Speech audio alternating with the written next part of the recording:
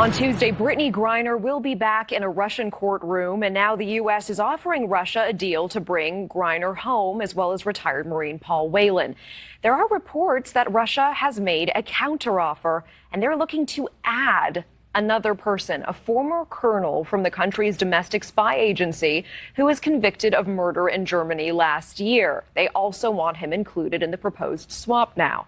In February, Griner was arrested in Moscow after inspectors found vape cartridges with cannabis oil in her luggage. And here to talk about this possible exchange and the changing terms and what's next is founder and executive director of the National Security Institute, Jamil Jaffer. Jamil, it's always good to see you. Natasha, thanks for having me. So, you know, the U.S. is offering a man accused of killing Americans for WNBA star and the former Marine. And now Moscow is giving this counter deal for another assassin. A lot of people were already saying, hey, the merchant of death for these two Americans was already a bad deal. Is it just getting worse? You know, Natasha, this is one of the challenges we have of engaging in hostage diplomacy with a foreign nation, an adversary nation like Russia. They know that they've got us over bail. They know we want Brittany Griner back badly. They know for a long time we've wanted Paul Whelan. They think they can negotiate. They think they can pressure the administration to giving more. They're now looking for Vadim Krazikov, as you point out, was convicted this past December for killing a Chechen fighter in Germany back in 2019.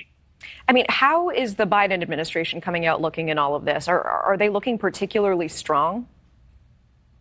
Well, you know, I think this is one of the challenges the Biden administration faces. The Russians have been watching, as have the Chinese, what's going on with the Iran nuclear deal. They recognize that in the Obama administration repeatedly went back time and time again and gave the Iranians a better deal when it came to the nuclear deal. They're seeing the Biden administration in the same position. Now, the Biden administration hasn't given in to Iran's demands, and they haven't yet given in to the Russians either. They have agreed to swap boot. The Russians are now negotiating for more. They have, by the way, this effort to get Krazikov might be a counteroffer that's designed to get a middle ground offer. The Russians also have been asking earlier for a hacker named Roman Seleznev.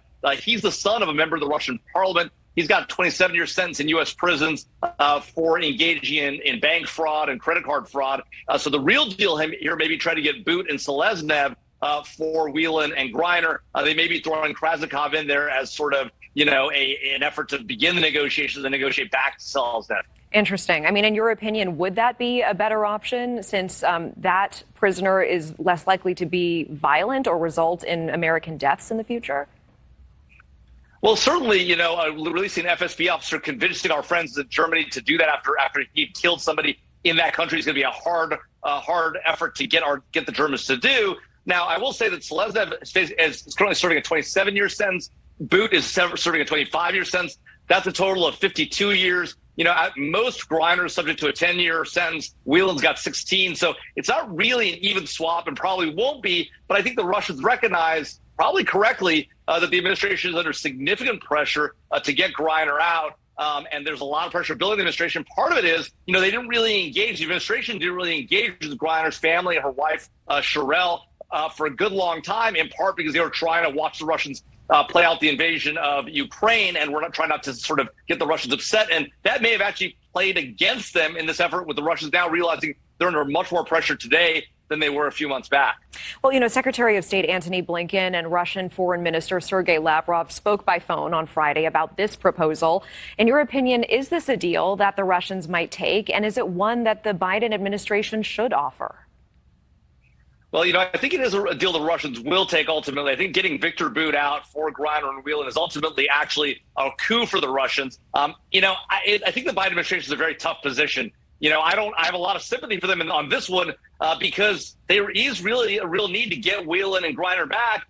Boot's a hard pill to swallow, though. I'm surprised they made the offer. Having now made the offer, I think they do the deal. Not sure it's the right one, but it's you know, we do need to get Griner back. You know, some have said that Griner is just a pawn in all of this. Does this just encourage foreign nations to apprehend and take Americans prisoner, knowing that they can make deals that are so advantageous to them?